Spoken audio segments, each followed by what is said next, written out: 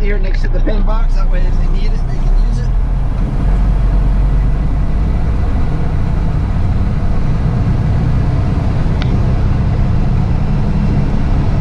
We got a pretty big crew in today. We're doing the LTLs and the cruise ship, and because the cruise ship hadn't even docked when we started this morning, we figured, well, let's just grab all the empties that are in our yard, because the yard is pretty much choked. We got over 50 containers in the yard right now. Let's just get rid of the empties that we've been accumulating since Friday. Get them out of the way. So we're just going to dump this empty here at the shipping terminal and then run back to our terminal and pick up the first cruise ship container. And we're scheduled to be there at 8 o'clock. Right now it's 7:09. We got plenty of time. So we're just about done. It's 2:30. I usually hang out until 3:30 with these cruise ships, or until the pallet container is full, or until one of the supervisors tells me that's it. But we got all 18 container loads offloaded. One of the good things about these newer ships is that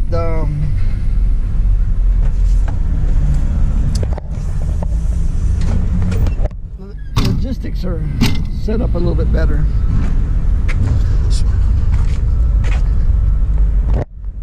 So we're at Pier 2, that's Pier 1, which is the foreign trade zone, the foreign international shipping terminal. Pier 2 is actually also, along with being the cruise ship terminal, is also the foreign trade zone. All done. Still loading fuel though. It's got to be at least 25 truckloads to fill this truck. This behemoth. Ovation of the Seas, just under 5,000 passengers, a little under 2,000 crew. It's on his way to Australia, I think.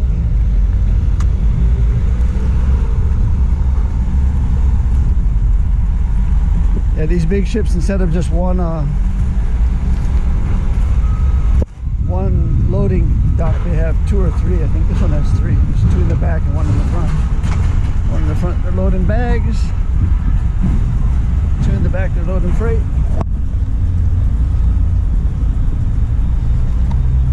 Empty pallets. I think we got room for about 60 more maybe.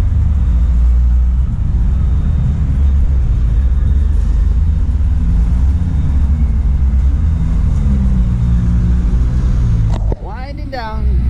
For the biggest ship and the most container loads, this actually went smoother than any other ship we've worked this season. And that's a lot because of this guy right here. He does a good job. But yeah, just hanging out waiting for empty pallets. Sitting here wondering why my knees are hurting, but it's because I've been getting in and out of 18 trucks all day. 18 container loads in and out of the truck every time it goes on the dock, every time it comes off the dock.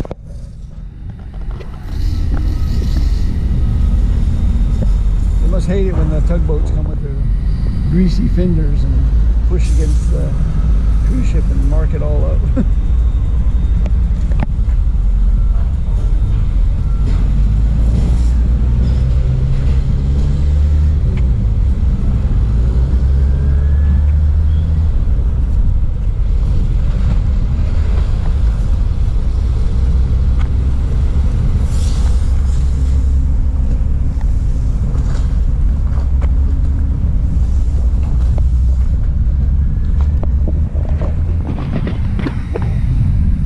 Yeah, I think I wish I was on the cruise ship rather than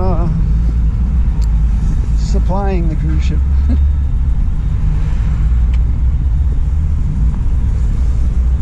Oh well, another 45 minutes or so, half hour, we'll be out of here.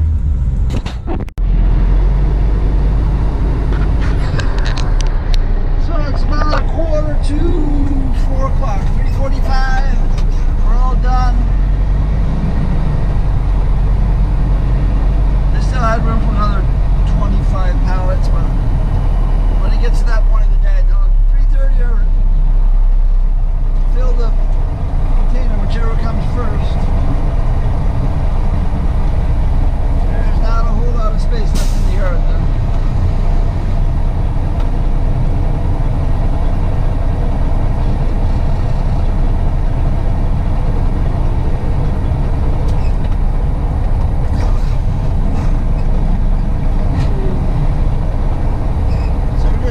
Stack this empty pallet can on dock number 1. We got all our trucks parked in the employee parking.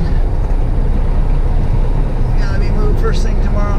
Yeah, first thing tomorrow, everybody's gonna pick up an empty container and take it back to the shipping terminal. Try to get the yard opened up a little bit.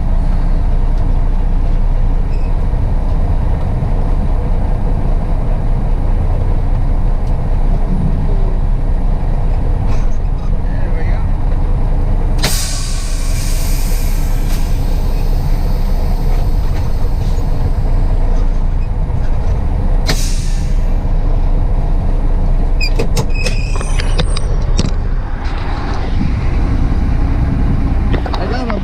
From cranking landing gears today.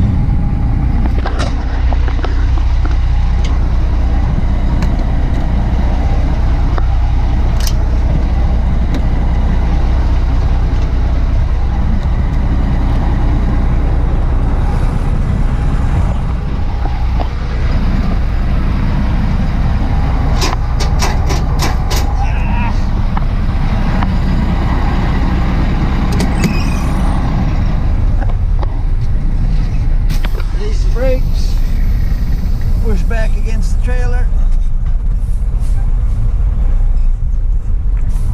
Turn on the brakes. Let's see if that worked.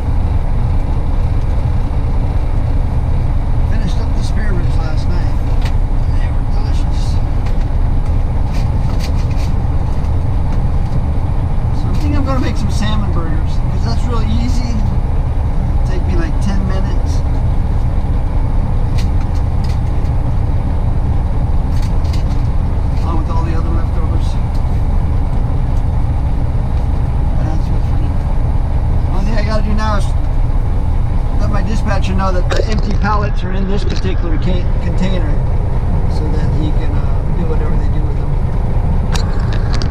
But that's it for this Sunday, kind of unusual. The cruise ship to me is always fun, but it's always a lot of hard work. I don't know if I like it because it's hard work or if I want to get my wife to go on that particular ship to Seattle come May. When it comes back from Australia and heads back towards Alaska.